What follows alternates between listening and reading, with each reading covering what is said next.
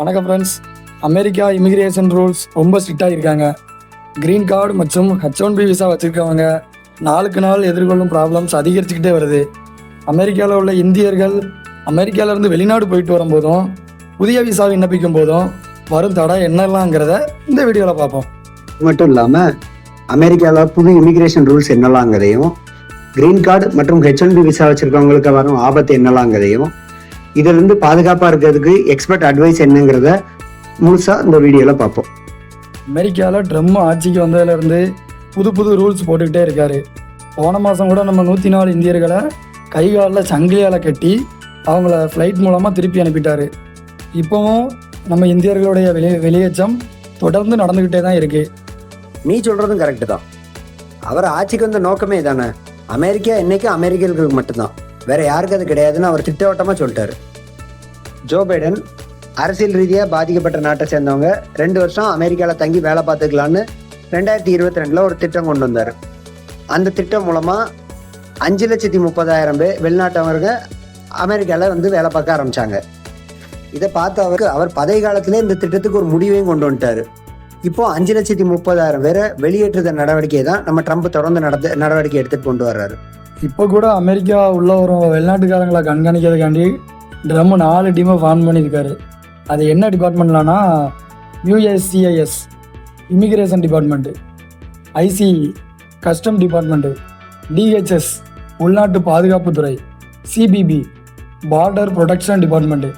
இந்த 4 டிபார்ட்மெண்ட் மூலமாக தான் தீவிர கண்காணிக்கப்பட்டு தான் அமெரிக்கா உள்ளவே வர முடியும்னு ட்ரம்ப் சொல்லிட்டாரு. மட்டும் இல்லை, அமெரிக்காவுக்குள்ளே வர்றதுக்கு 43 நாடுக்கு தடை போட்டிருக்காரு ட்ரம்ப்பு. அதில் நம்ம பக்கத்து நாடானா பாகிஸ்தானு, ஆப்கானிஸ்தான், பூட்டான் கூட இருக்குது. ஆனால் இப்போ கூட அமெரிக்காவில் பல லட்சம் இந்தியர்கள் green card, H1B visa, F1 visa கொண்டு வாழ்ந்துட்டு இருக்காங்க. அவங்க இப்போ திரும்ப அமெரிக்கா போகும்போது கூட அவங்களுக்கே கடுமையான விசாரணை இருக்குது. வேற அவங்களே பல சோதனைகள், பல விசாரணைக்கு அப்புறம் தான் உள்ள அமெரிக்காவுக்குள்ளே திரும்ப உள்ள விடுதாங்க. இதனாலே அங்கே உள்ள இந்தியர் பலர் மன உளைச்சலுக்கு ஈடாகிறாங்க. இதில் சோகமான விஷயம் என்னென்னா, 70 வயசு பெரியவங்களை கூட 4-5 மணி நேரம் செக் பண்ணி விசாரணை பண்ணி தான் அவங்கள திரும்ப அமெரிக்காக்குள்ளே உள்ள விடுதாங்க. க்ரீன் கார்டு வச்சுருக்கவங்களுக்கு புதுசாக ஒரு ஆப் வேறு வச்சுருக்காரு ட்ரம்ப்பு. க்ரீன் கார்டு வச்சுருக்கவங்க வெளிநாட்டிலேருந்து திரும்பி வரும்போது 6 மாதத்துக்கு மேலே ஆச்சுன்னா அவங்களுக்கு ரீஎன்ட்ரி கேள்வி வேறு அதிகமாக ஆகுது. இப்போது இமிகிரேஷன் ஆஃபீஸில் ஒரு பிளான் வேறு வச்சுருக்காங்க. அதாவது ஃப்ராம் I-407 அவங்கள கையெழுத்து போட வச்சு அவங்க க்ரீன் கார்டை ஒப்படைக்க சொல்லி கம்பல் பண்ணுறாங்க. அப்புறம் விசாவை நிறைய பேருக்கு கேன்சல் பண்ணி அவங்க மேலே இமிகிரேஷன் கோர்ட்டில் கேஸ் போட முயற்சி பண்ணுறாங்க. இந்த சிக்கல்லேருந்து தப்பிக்க ஒரு சில டிப்ஸ் என்னலாங்கிறத பார்ப்போம். 6 மாதத்துக்கு மேலே வெளிநாட்டில் இருந்து வரவங்க ரீஎன்ட்ரி பெர்மிட் அப்ளை பண்ணிட்டு போங்க. அதாவது ரீஎன்ட்ரி பெர்மிட் I-131. அப்புறம் ஃபார்ம் I-407 கையெழுத்து போட சொன்னால் அதை மறுத்துருங்க. வேறு அதுக்கு மேலே எதுவும் விசாரணை வந்தால் உடனே ஒரு இமிக்ரேஷன் லேயரை பார்த்து உடனே அவங்கள்ட்ட பிரச்சனையை சொல்லி அவங்கள அணுகுங்க. நம்ம அந்த பிரச்சனையிலேருந்து பாதுகாப்பாக இருப்பது எப்படின்னு எக்ஸ்பர்ட்டோட அட்வைஸ் என்னங்கிறத பார்ப்போம். Passport, green card without expiry டேட்டோடு இருக்கணும். அமெரிக்கன் டிரைவிங் லைசன்ஸ் கட்டாயமாக இருக்கணும். Bank statement and bank document கம்பல்சரியாக இருக்கணும்.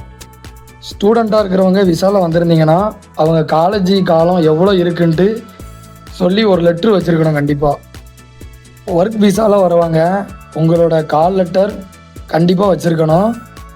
அப்படி இல்லைன்னா 1 வருஷத்துக்கான W2 form or federal income tax receipt கண்டிப்பாக வச்சுருக்கணும். H1B visa or F1 visa, green card இல்லாதவங்க இந்த 2 விசாவும் கண்டிப்பாக வச்சுருக்கணும். இந்த 2 டாக்குமெண்ட்டில் எப்போவுமே உங்கள் கையில் இருக்கணும். அப்படி இருந்தால் தான் உங்களுக்கு பிரச்சனை இருக்காதுன்னு அமெரிக்கன் லீகல் எக்ஸ்பர்ட்ஸ் சொல்கிறாங்க.